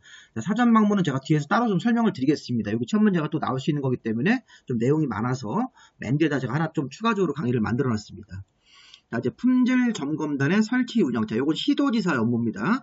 자, 시도지사는 사용검사를 신청하기 전에 전문가들로 구성된 공동주택 품질점검단을 설치 운영할 수 있다. 그래서 공동주택 품질점검단 같은 경우는 시도지사가 이런 것들을 운영할 수 있습니다. 전문가들 구성된 공동주택 품질점검단을 설치 운영할 수 있다.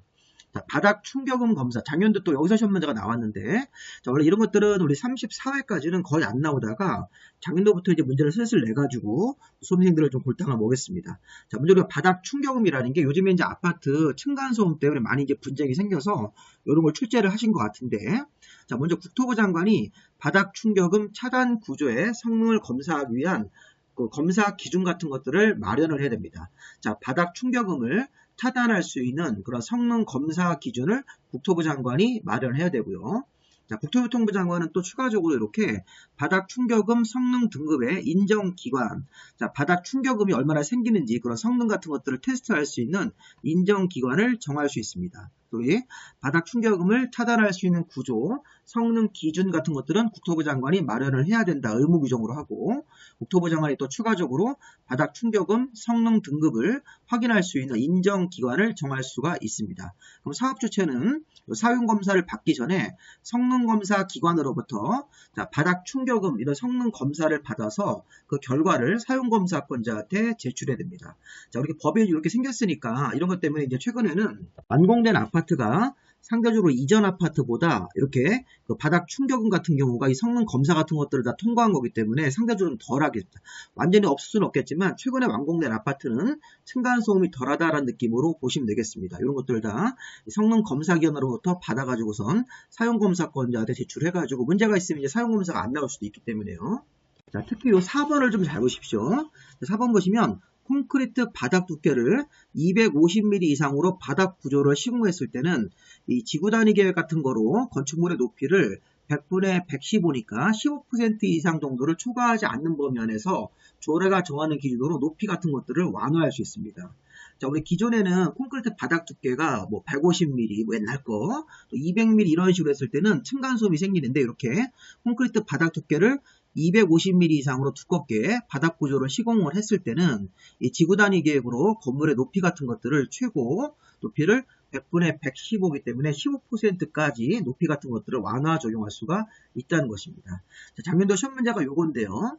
자, 성능 등급 인정 기관은 다음과 어느 해당이 되면 성능 등급 인정을 취소할 수 있다. 근데 기업번 같은 경우는 반드시 해야 되고 나머지 뭐 니은번, 디귿번 같은 경우는 취소할 수 있다는데 자, 거짓 부정한 방법으로 인정을 받았을 때는 자, 성능 등급 인정 자체를 취소해야 한다고 여기 기업번만 자, 인정받은 제품과 다르게 판매 시공했을 때는 이거 자, 여기 인증을 취소할 수 있다고 봐야 되겠죠.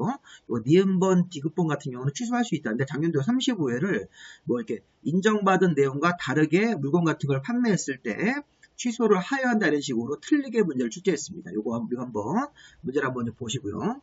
자, 이런 4번 같은 경우는 올해 예상 문제로 나올 수 있으니까 몇 미리 이상 두께로 했을 때 건물의 높이를 100분의 115까지 최대 완화 적용할 수 있는 것인지 한번 보시고 또 성능 등급 인정 기관 같은 바닥 충격음 성능 등급 인정 기관이 인정 같은 걸 취소할 수 있는데 어떤 잘못을 했을 때 기업번은 취소해야 한다고 니은번, 디귿번 같은 경우는 취소할 수 있다 이런 식으로 해서 한번 눈으로 한번 쓱 보시기 바랍니다. 자, 소음 방지 대책은 사업계 승인권자가 자, 우리 주민들의 평온한 생활을 유지하기 위해서 대통령령이 정하는 바에 따라서 소음 방지 대책을 수립하도록 하여야 한다. 이렇게 사업계 승인권자한테 소음 방지 대책 같은 것들을 다 층간소음도 있지만 또 옆집하고 또 소음이 생길 수도 있으니까 그런 거에 대해서 소음 방지 대책을 수립하도록 되어 있습니다. 사업계 승인권자가 소음 방지 대책을 의무적으로 수립을 하여야 한다. 자, 사용 검사권자. 우리 공사가 다 끝나면 사업 주체는 공사를 다 완료하면 시군구청장 사업계획 승인을 국토부장한테 받은 경우는 국토부장한테 사용 검사를 받아야 됩니다. 자, 문제는 뭐냐면 자, 요거 한번 보세요. 자, 앞에서 우리가 사업계획 승인권자가 대지가 10만 제곱미터 이상일 때 시도나 대도시한테 사업계획 승인을 받았으면 공사를 완공한 다음에 사용 검사라는 걸 받고 건물을 사용해야 되는데 주택을 시군구청장한테 사용 검사를 받도록 되어 있습니다. 다만 사업계획 승인이 국토부장한테 받아야 되는 거 4가지가 있었죠. 자, 국토부장한테 사업계획 승인 받은 것은 사용 검사도 국토부 장관. 자, 시도의사나 대도시한테 사업계획 승인을 받은 것은 사용검사권자가 시군구청장이라는 걸 아셔야 됩니다. 자, 시도지사는 광역지방자치단체고 시군구청장은 기초지방자치단체이기 때문에 사업계획 승인권자와 사용검사권자가 다르다는 걸 한번 확인하시면서 보시겠습니다. 자, 사업 주체는 주택이나 대지사업 공사가 다 끝나면 시군구청장한테 사용검사를 받아야 된다. 다만 사업계획 승인을 국토부 장관한테 받은 경우는 국토부 장관한테 사업계획 승인을 받아야 되고요. 자, 우리 공구별로 만약에 나눠서 공사가 들어갔을 때는 공구별로 착공신고했으니까 사용검사도 공구별로 받을 수가 있습니다. 그리고 사업계획 승인 시 어떤 조건 같은 게 있는데 조건의 미행 등 법정된 사유가 있을 때는 동별로도 사용검사가 가능합니다.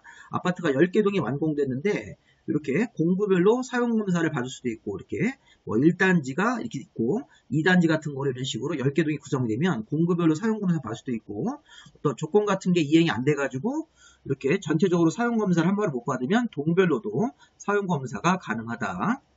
자, 사용검사가 들어가면 신청일로부터 15일 이내 사용검사를 하고 자, 문제가 없으면 사용검사를 내줘야 됩니다. 자, 15일 안에 사용검사 같은 것들을 완료하고 내줘야 된다고 보시면 되겠고요. 자, 임시사용 승인도 있네요. 자, 주택 건설 사업인 경우에는 동별로, 대지는 구획별로 임시사용 승인 같은 걸 받을 수가 있다. 또 경우에 따라서 이렇게 공동주택인 경우에는 세대별로도 임시사용 승인을 할 수 있기 때문에 자, 전체적으로 사용검사를 받을 수 없으면 동별로 임시사용 승인 같은 걸 받을 수도 있고 대지는 구획별로요. 또 경우에 따라서는 한 동 중에서 1, 2층만 이렇게 세대별로 임시사용 승인 같은 걸 할 수도 있습니다. 공동주택인 경우에는. 자, 파산 시 사용검사. 사업주체가 공사를 정상적으로 끝내고, 자, 사용검사를 신청해야 되는데, 자, 사업주체가 공사를 한 90% 완료한 다음에 파산하는 경우가 있겠죠. 네, 그러면 시공을 보증한 자가 나와서 잔여공사 마무리하고 사용검사를 받아야 되고, 시공을 보증한 자도 없거나 시공을 보증한 자도 파산했을 때는 입주예정자 대표회의가 잔여공사를 마무리하고 사용검사를 받아야 됩니다. 자, 사용검사는 먼저 사업주체가 정상적으로 사업을 끝내고 사용검사 신청을 하는 건데, 자, 사업주체가 공사를 90% 정도 완료하고 파산했으면 시공을 보증한 자가 2순위로 나와서 잔여공사 마무리하고 사용검사를 받아야 됩니다. 근데 2순위인 시공을 보증한 자가 없거나 시공을 보증한 자마저도 파산했을 때는 3순위로 입주예정자 대표회의가 잔여공사를 마무리하고 사용검사를 꼭 신청해서 받아야 됩니다. 1순위가 사업주체, 2순위가 시공을 보증한 자, 3순위가 입주자 대표회의가 되는 것입니다. 입주예정자 대표회의. 자, 그 다음에 보증금의 예치는 사업주체가 파산 같은 걸 해서 입주예정자가 사용검사를 받는다면 그 입주예정자 대표회의가 사용검사권자한테 하자 보수 보증금을 예치해야 됩니다. 자, 이게 34회 때 이런 걸 내가지고 또 우리가 굉장히 당황스럽게 했습니다. 이렇게 보시면 사업주체가 파산을 해가지고, 자, 입주예정자 대표회의가 사용검사를 받아야 되는 경우까지 왔다. 그러면 입주예정자 대표회의가 사용검사권자한테 사용검사 신청하기 전에 미리 하자 보수 보증금 같은 것들을 예치를 해야 됩니다. 자, 사용검사와 매도청구. 자, 매도청구가 한 번 더 나왔네요.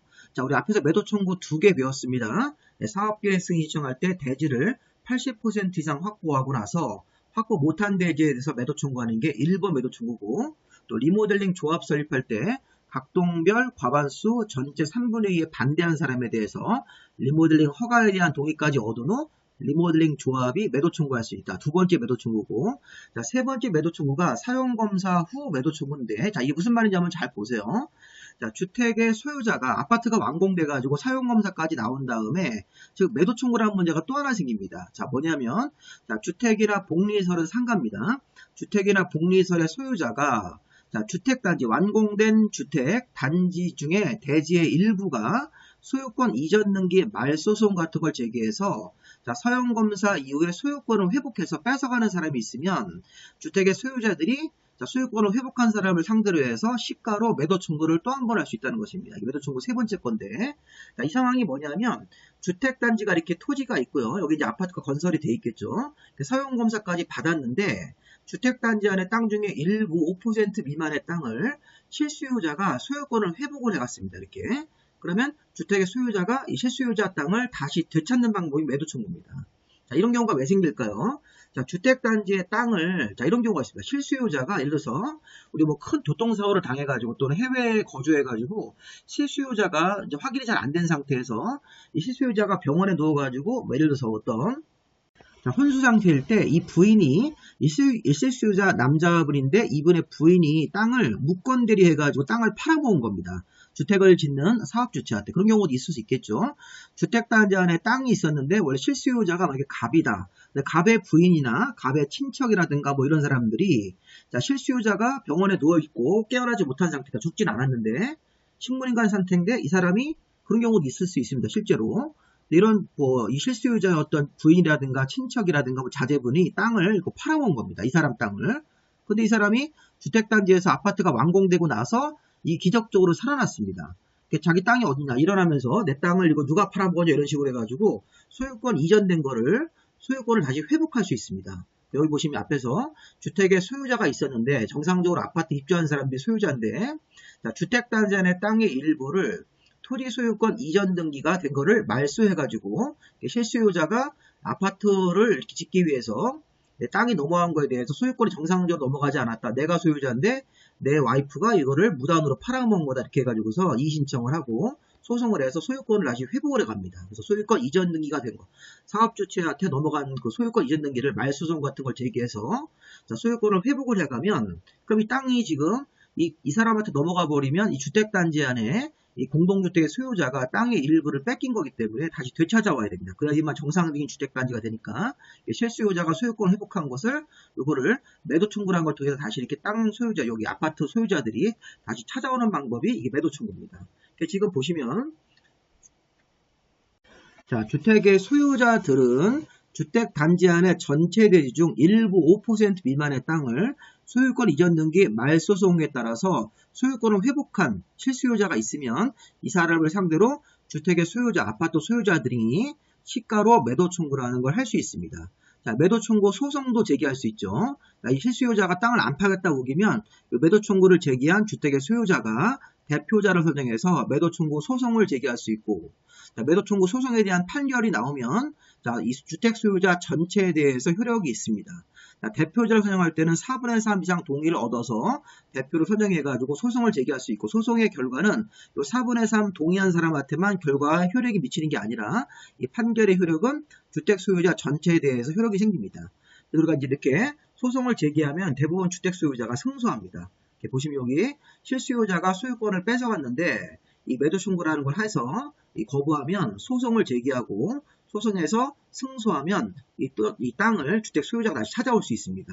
자, 이렇게 해서 4분의 3 이상 동의 얻어서 대표자를 선정할 수 있고, 자, 이 판결문에 대한 매도 청구 소송에 대한 판결의 효력은 주택 소유자 전체에 대해서 효력이 생기는 거지, 4분의 3 동의한 사람에 대해서만 효력이 생기는 게 아니고요. 매도 청구할 수 있는 토지의 범위는 주택단지 내 땅의 5% 미만의 땅에 대해서만 매도 청구를 하는 걸 하고 소송까지 제기할 수 있고, 자, 매도 청구의 의사표시는 이 소유권을 실수요자가 회복한 날로부터 2년 안에 실수요자한테 송달이 돼야 됩니다. 2년 정도 안에 매도 청구 의사표시 같은 것들을 송달을 해주라는 것이죠. 그리고 이제 주택 소유자가 매도 청구로 인해서 추가적으로 비용이 들어갔기 때문에 이거 사업주체한테 구상을 해서 받아내야 되죠. 이 사업주체가 원시적으로 이게 토지를 취득할 때, 최초로 토지를 취득할 때 이 실수요자 부인한테 땅을 이렇게 무건대리 형태로 취득한 거기 때문에 이 책임을 져야 됩니다. 그리고 보시면 나중에 이제 이 들어간 비용은 사업주체한테 구상할 수 있는 것입니다. 자, 그다음에 이제 장수명 주택하고 공동주택 성능 등급 표시 마지막인데 내용이 좀 길죠.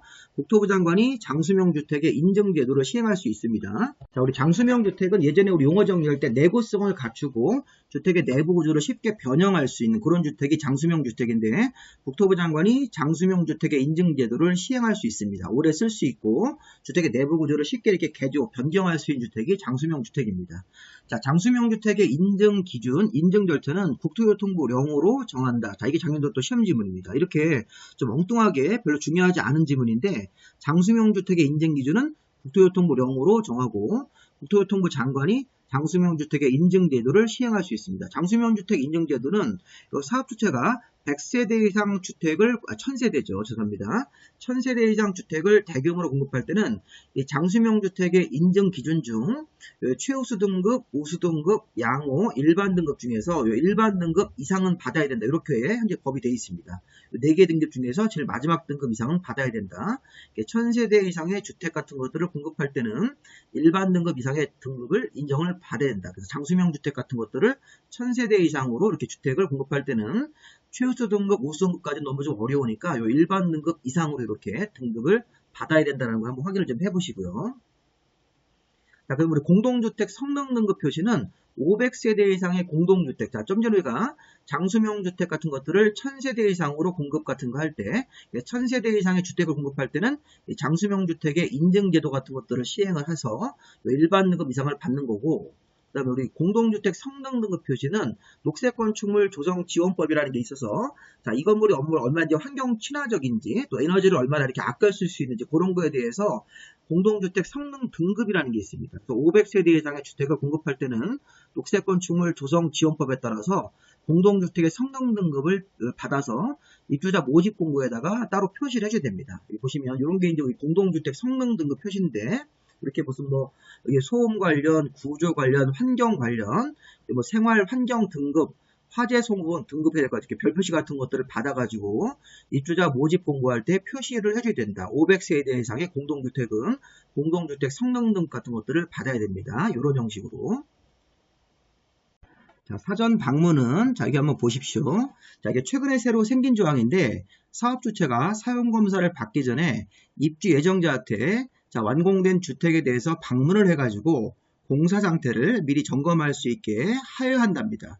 자, 그러니까 보면 밑에 이렇게 되어 있습니다. 그러니까 지금 사업주체가, 건설업자가 사용검사를 받기 전에 미리 입주정자한테 통보하고 미리 점검을 하게끔 하여야 한다는 것인데, 자, 일단 보시면 이 사전 방문을 언제 하는 건지를 좀 봐야 되는데, 사업 주체가 자, 입주 지정 기간 시작일 45일 전까지 2일 이상 실시를 해야 된다 이렇게 돼 있으니까, 자, 요 아래 그림을 보시면 자, 사용 검사하고 나서 이제 며칠 후에 입주 기간이라는 게 시작이 됩니다. 자, 그러면 요 시작일로부터 이렇게 45일을 이렇게 앞으로 가서 자, 45일이 되는 날로부터 이렇게 그 앞쪽으로 기간을 7월 1일, 뭐 7월 1일 이렇게 두 개의 날짜를 산정을 하는 겁니다. 여기 뭐 2일 이상이기 때문에 이렇게 보시면 사전 방문은 자, 입주 지정 기간 시작일로부터 45일 정도 이전에 이틀 정도 이상을 시행하기 때문에 뭐 날짜를 제가 이제 7월 1일부터 7월 2일로 설명을 한번 하겠습니다.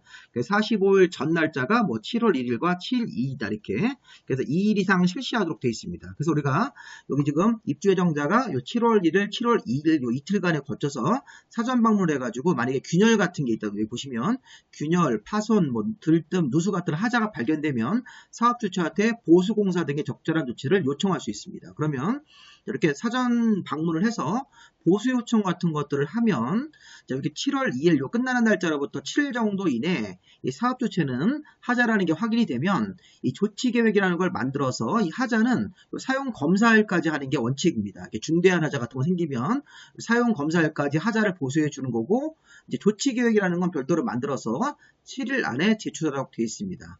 자, 날짜가 좀 굉장히 좀 복잡하게 되어 있는데 다시 한번 잘 보십시오. 일단 사전 점검이란 개념은 아시겠죠? 입주 예정자가 완공된 주택에 대해서 미리 방문해서 검사하게끔 해야 되는데, 자, 사전 방문 기간은 자, 입주 지정 기간 시작일로부터 40일 정도를 이렇게 앞으로 계산해가지고 자, 45일 이전 날짜로 7월 1일과 7월 2일을 잡는 겁니다.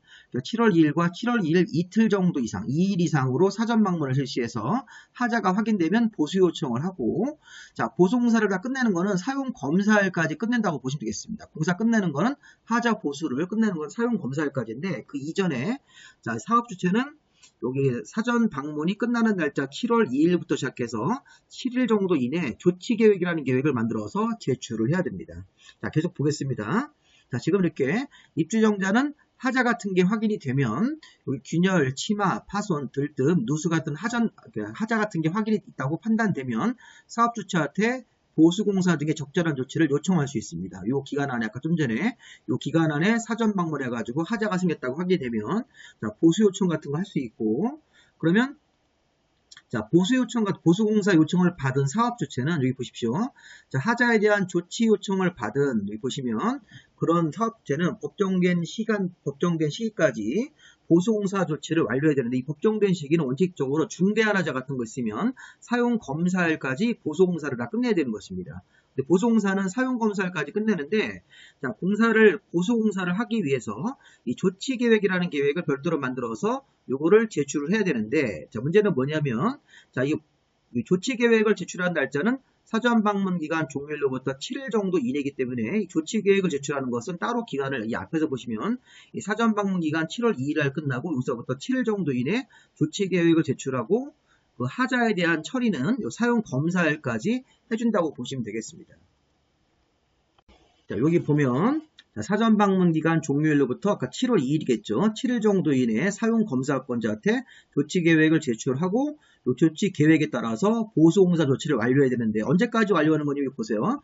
중대한 하자일 때는 사용 검사, 여기 중대한 하자일 때는 사용 검사 받기 전까지고 그 밖에 어떤 뭐 경미한 하자일 때는 이 전유 부분은 입주자한테 뭐 인도하기 전까지 공용 부분은 사용 검사 받기 전이기 때문에 이 중대한 하자에다 포커스를 맞춰서 자, 중대한 하자일 때는 사용 검사 전까지 하자 보수를 다 마무리해 주라는 겁니다. 앞에서 보시면 조치 계획은 사전 방문 종료일로부터 7일 이내 조치 계획을 사용 검사권자한테 제출하고 하자를 다 끝내는 것은 요 사용 검사일까지 하자 보수를 다 완료하면 되는 것입니다. 중대한 하자일 때 여기 보시면 중대한 하자일 때는 사용 검사를 받기 전까지 다만 이 중대한 하자를 부득이한 한 사유가 있어서 입주 예정자랑 협의해 가지고 별도로 정하는 날이 있는데 이 정하는 날을 너무 오래 끌면 안 되기 때문에 사용 검사 받는 날로부터 90일 정도 이내에 아까 부득이한 사유가 있으면 사용 검사까지 끝내기가 어렵다 보수를 그런 경우는 입주 예정자랑 협의해서 입주 예정자 3분의 2 이상 동의를 얻으면 별도로 정하는 날짜가 있는데 그 날짜도 사용검사를 받는 날로부터 90일 정도를 넘기지는 말아라. 이렇게 이런 식으로 해서 90일 정도 이내는 다 끝나도록 노력을 해야 된다. 이렇게 한번 읽어보시면 되겠습니다. 이건 참고로 그냥 보시고요. 자, 그 다음에 이제 하자가 아니라고 판단할 수도 있습니다. 자, 이렇게 보수공사 같은 거 요청을 받았는데, 자, 입주 예정자가 하자라고 요청하는 사항이 하자가 아니라고 사업주체가 판단을 하면 시군구청장 사용검사권자한테 하자 여부를 확인해달라고 요청할 수 있습니다. 근데 이게 어떻게 보면 항변을 하는 거죠. 사업주체가 이거 하자가 아닌데요. 이렇게 해가지고 하자가 아니라고 주장을 하면서 사용검사권자한테 하자 여부에 대해서 확인을 요청을 하면 확인 요청을 받은 시군구청장은 사용검사권자는 7일 정도 안에 하자 여부에 대해서 확인을 해가지고 통보하도록 되어 있습니다.